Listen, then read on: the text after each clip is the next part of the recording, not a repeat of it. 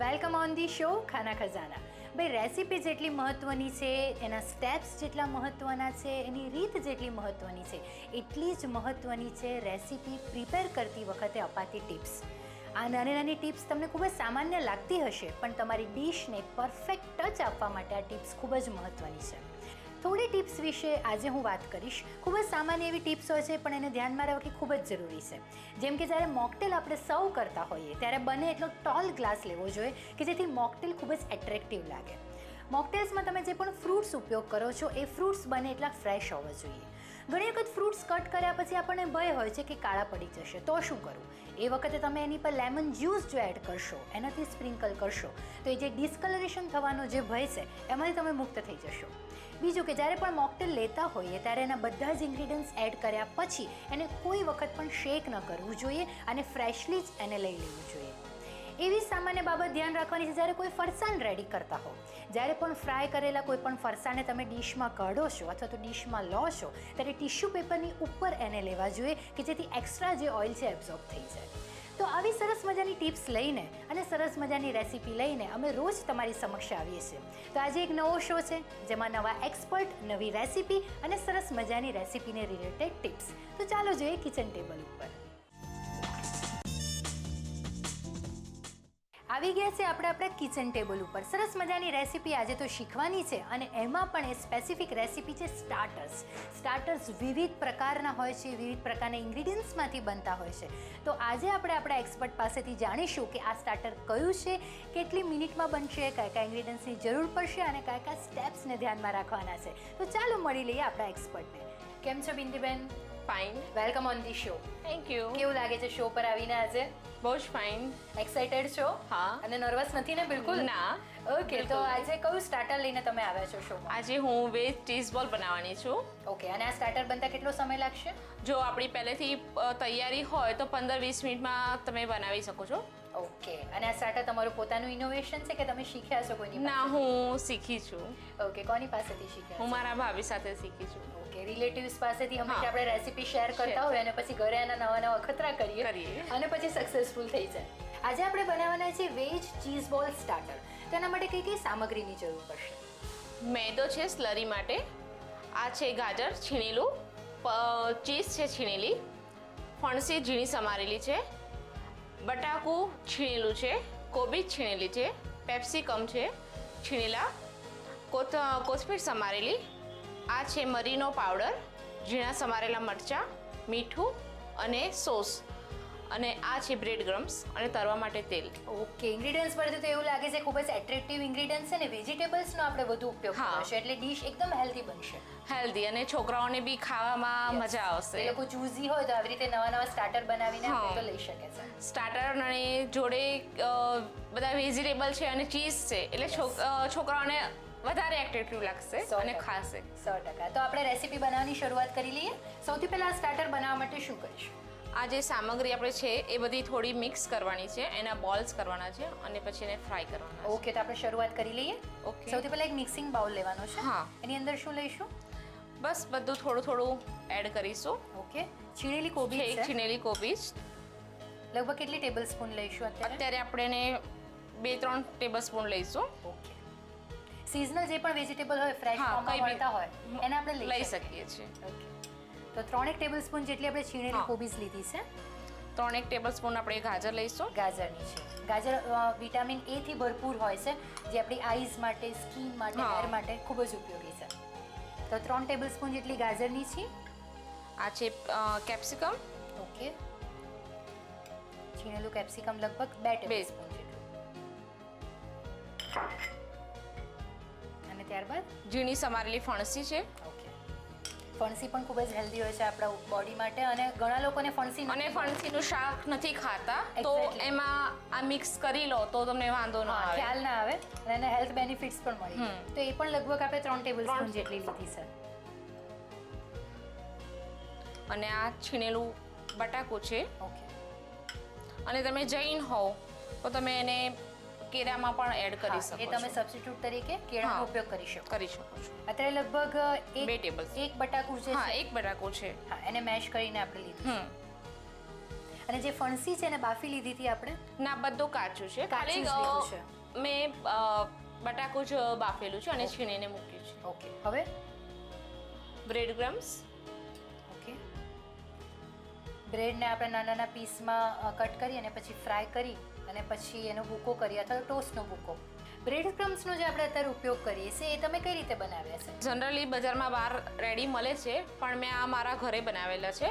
કે જનરલી આપણે ઘરે બ્રેડ લાવીએ તો પહેલી અને છેલ્લી આપણે ફેંકી દેતા હોઈએ છીએ, તો હું એને ફેંકતી નથી, એને હું સૂકવી દઉં છું.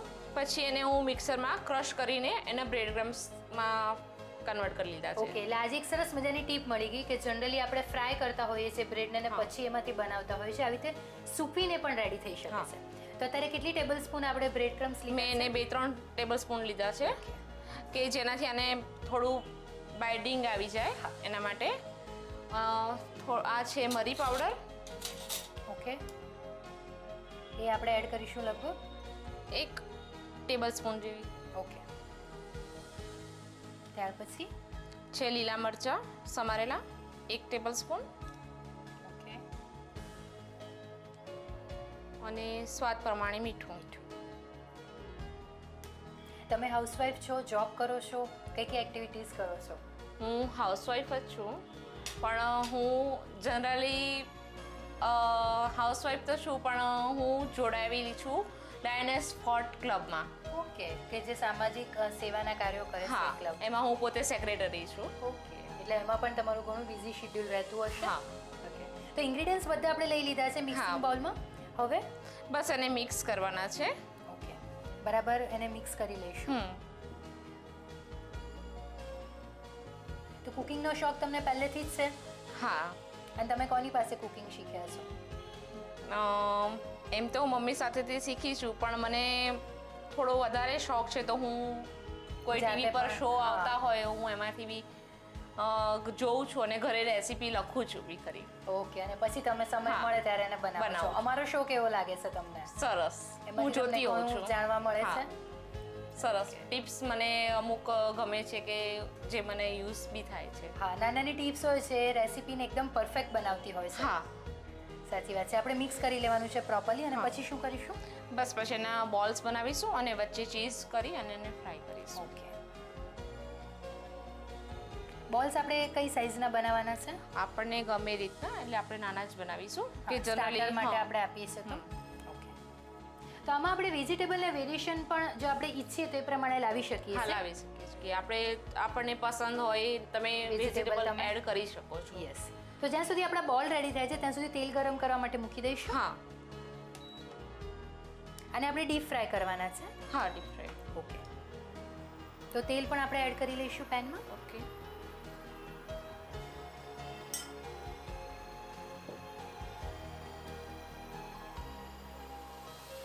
તેલ પણ આપણે ગરમ કરવા માટે મૂકી દીધું છે સાઈડમાં. ત્યાં સુધી આપણે આપણા બોલ વાળી લઈશું. બીજી કઈ કઈ રેસીપી તમે બનાવો છો અથવા તમે પોતે ક્રિએટ કરેલી હોય અને સક્સેસફુલ ગઈ હોય? એવી તો જનરલી હું બનાવતી જ હોઉં છું. Yes. અને છોકરાઓ બી ખાય છે જ. એવી રીતે આને પણ જો તમારે બહુ એક હોય તો આપણે બ્રેડમાં બી આને પલાળી અને એને આ બોલ વચ્ચે મૂકી અને કરી હા, શકીએ એ છીએ. સોફ્ટ થઈ જશે એટલે એનો બોલ આસાનીથી વળી હા. શકશે. એ પણ કરી શકીએ અને છીએ. તમારા ઘરમાં કોણ કોણ છે? હું છું અને મારા 2 છોકરા અને મારા મિસ્ટર. ઓકે, તો એ લોકો બહુ ચૂઝી છે તમારા કિડ્સ છે ખાવાની બાબતમાં કે બધું જ ખાઈ લે છે? છોકરી થોડી ચૂઝી છે, પણ છોકરો બધું ખાય છે. ઓકે, એટલે એમની ડિમાન્ડને પણ ધ્યાનમાં રાખીને ધ્યાનમાં ઘરે રસોઈ રાખીને બનાવવી કરવું પડે. પડે પણ મમ્મીના હાથની સ્પેશિયલ રેસીપી કઈ કે જે એ લોકોને વધુ પડતી ગમે છે એવી? એને બ્રેડ પકોડા અને ઢોસા. ઓકે, એ તમારી સ્પેશિયાલિટી છે. ઓકે, અત્યારે કેટલા બોલ આપણે રેડી કરવાના છે? આપણે બસ આમાંથી બને એવા 10-15. આપણે 7 થી 8 બોલ્સ રેડી કરીશું. સૌથી પહેલા આપણે મિશ્રણમાંથી એને થેપી લઈએ છે હા. પૂરીની જેમ, અને પછી વચ્ચે ચીઝ ભરવાનું છે અને હા. પછી એના બોલ રેડી કરીએ હા, છીએ. બાઉલ રેડી કરી હવે બધા રેડી થશે પછી એને મેદાની સ્લરીમાં ડીપ કરી હા, અને જે થોડા વધુ ક્રિસ્પી બનશે. હા, અને પછી એને બ્રેડ ક્રમ્સમાં રખ દોરી અને પછી તરી લો. યસ, અને ચીઝનું જે આપણે ફિલિંગ કરીએ છીએ એની જગ્યાએ પનીરનું પણ ફિલિંગ કરી શકાય, હા, ટોફુનું કરી પણ કરી શકાય. તો સેમ એનું જે ટેક્સચર છે એ જળવાઈ રહેશે, ક્રીમી ટેસ્ટ જે છે એ પણ મેન્ટેન રહેશે. પણ જનરલી છોકરાઓને પેલી ચીઝ હોય એટલે ખાવાનો મોહ વધારે રહે. બાળકો માટે એટલે ચીઝ બેસ્ટ ઓપ્શન છે. તમે સમરમાં કેવી રેસીપી બનાવો છો? જનરલી સમરમાં રસોડામાં તો ગમે નહીં, એટલે જે ક્વિક થાય અને પેટ પણ ભરાય એ રીતની હું પસંદ કરું છું. ઓકે. જનરલી બપોર હોય એટલે છોકરાઓ નાસ્તો માંગે એટલે હું એને ખારા બિસ્કિટ ઉપર આ રીતના ટોપિંગ્સ કરીને આપું કે મકાઈ, ચીઝ, ગાજર, એટલે જોડે જોડે એને પૌષ્ટિક પણ મળે અને એનું પેટ પણ ભરાવી જાય. એટલે હું એ રીતના એને અને આપણે રસોડામાં પણ ન જવું પડે.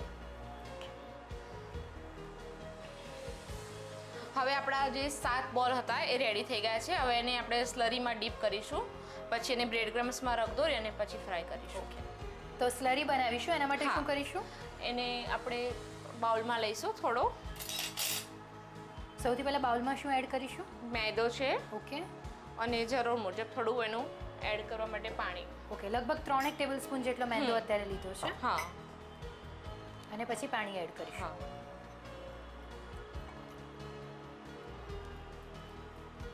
એનાથી ક્રિસ્પીનેસ આવશે આપણા સ્ટાર્ટરને.